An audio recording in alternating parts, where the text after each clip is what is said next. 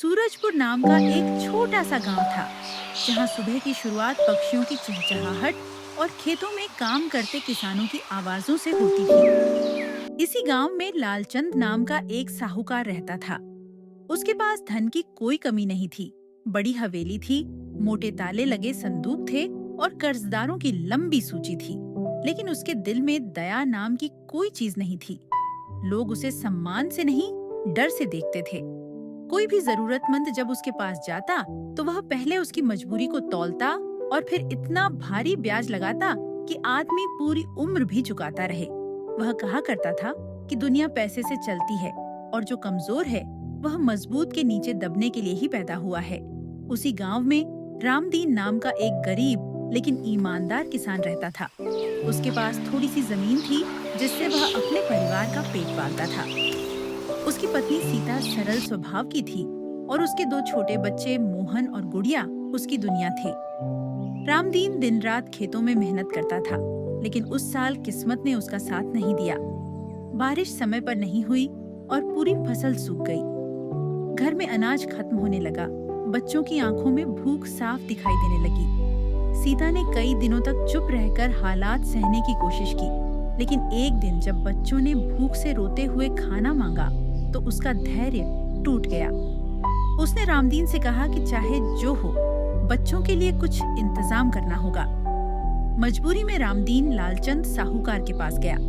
साहूकार ने उसे ऊपर से नीचे तक देखा, जैसे कोई सौदा देख रहा हो। रामदीन ने कांपती आवाज में कर्ज मांगा। लालचंद ने मुस्कुराते हुए कहा कि पैसा मिल जाएगा, लेकिन 6 महीने में 2 गुना लौटाना होगा, और अगर समय पर न चुका सका तो उसकी जमीन साहूकार की हो जाएगी। रामदीन के पास कोई और रास्ता नहीं था। उसने भारी मन से शर्त मान ली और अंगूठा लगा दिया। उस दिन से रामदीन की परेशानी और बढ़ गई। वह दिन रात मेहनत करता रहा, लेकिन ब्याज घटने के बजाय बढ़ता गया। साहूकार हर बार हिसाब बदल देता और कहता कि सब कागजों में लिखा है। धीरे धीरे बात पूरे गांव में फैल गई। लालचंद रामदीन को सबके सामने अपमानित करने लगा। चौपाल पर, बाजार में जहां मौका मिलता वह उसे ताने मारता।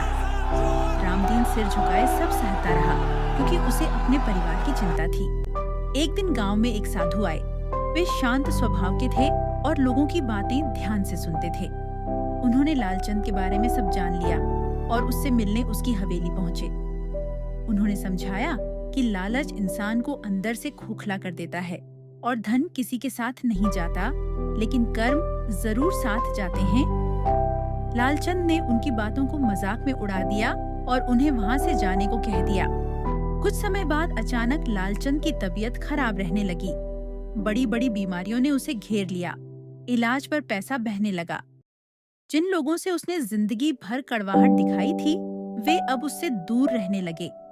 उसकी बड़ी हवेली सूनी लगने लगी और वही आदमी जो कभी दूसरों को डराता था, अब अकेलेपन से डरने लगा। एक दिन उसकी हालत बहुत ज्यादा बिगड़ गई। उसी समय रामदीन को यह खबर मिली। सबके मना करने के बावजूद वह साहूकार के घर गया। उसने बिना किसी शिकायत के उसकी सेवा की, दवा दी, पानी पिलाया और रात रात भर जागकर उसकी देखभाल की। लालचंद को यह देखकर गहरा झटका लगा।